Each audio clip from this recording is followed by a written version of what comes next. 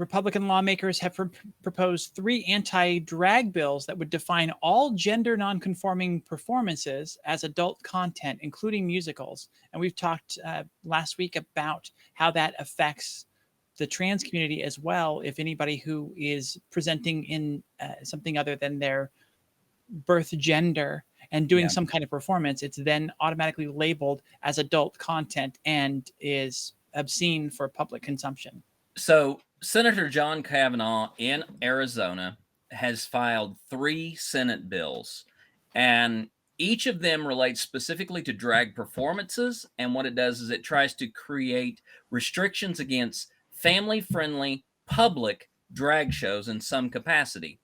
In SB 1026, it would ban performances in which an individual or group dress in clothing and makeup opposite of the performers or group of performers' gender at birth in a show for under 18-year-olds.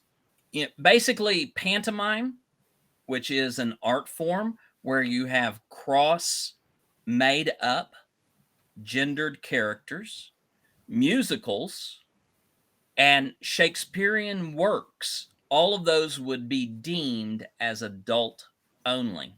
The second bill, Senate Bill 1028, dictates that drag shows, which have been predefined as adult cabarets, may not take place on public property or a location that could be viewed by a minor. It defines performances, adult cabarets, as those acts which feature topless dancers, go-go dancers, strippers, and drag performers. And again, talks about the use of clothing and makeup opposite of the performer's gender at birth. The third would further cement the definition of drag as adult content with zoning ordinances that would force establishments that host drag shows to apply for adult-oriented business manager permits. This is, we're talking about some serious restrictive laws. If they put all of these into place, this will turn into a nightmare of bureaucratic crap that businesses have to go through. And just once, I would love to, well, so who's your friend that is working with the Diamondbacks organization? Danielle? Danielle? Her presence on the field would require the Diamondbacks to classify their stadium as an adult performance. If she like threw out the first pitch again or something like that? Mm-hmm. Yeah. If she shows her face in a named way, meaning that she makes her appearance known and she is named publicly, she would then be bringing the Diamondbacks into an adult-oriented business venue status.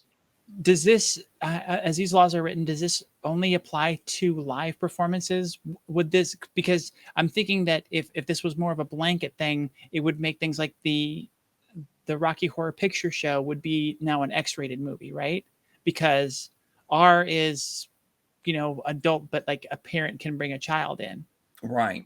I think that we will see something along those lines, that, Rocky Horror Experiences would probably be defined as an adult venue, because not only, if you're doing the interactive style, then you have multiple adults dressing in clothing and makeup that is opposite of their gender at birth.